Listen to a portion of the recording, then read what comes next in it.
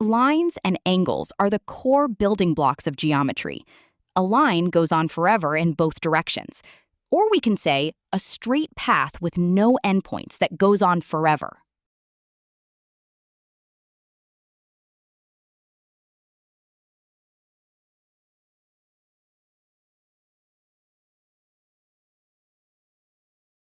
So, what we can say about line segment? Well, line segment is a piece of a line with two fixed endpoints. And what can you say about ray? Ray is a part of a line with one endpoint that goes on forever in one direction.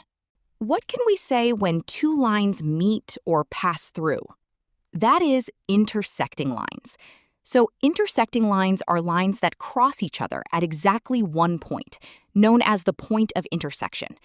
When two lines intersect, they form angles. An angle is formed when two lines or rays or line segments meet or intersect.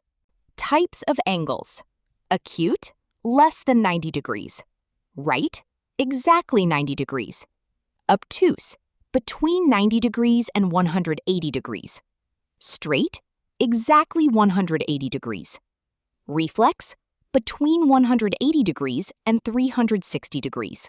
Angle pairs and rules.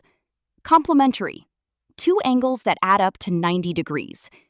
Supplementary, two angles that add up to 180 degrees. Adjacent angles.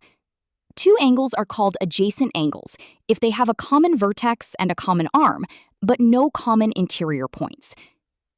Linear pair. Two adjacent angles on a straight line that add up to 180 degrees. Vertically opposite. Equal angles formed across from each other when two lines cross. When two lines are intersected by a transversal, 8 angles are formed. These angles can be classified as 4 interior angles, 4 exterior angles, 4 pairs of corresponding angles, 2 pairs of alternate interior angles, 2 pairs of alternate exterior angles, and 2 pairs of interior angles on the same side of the transversal.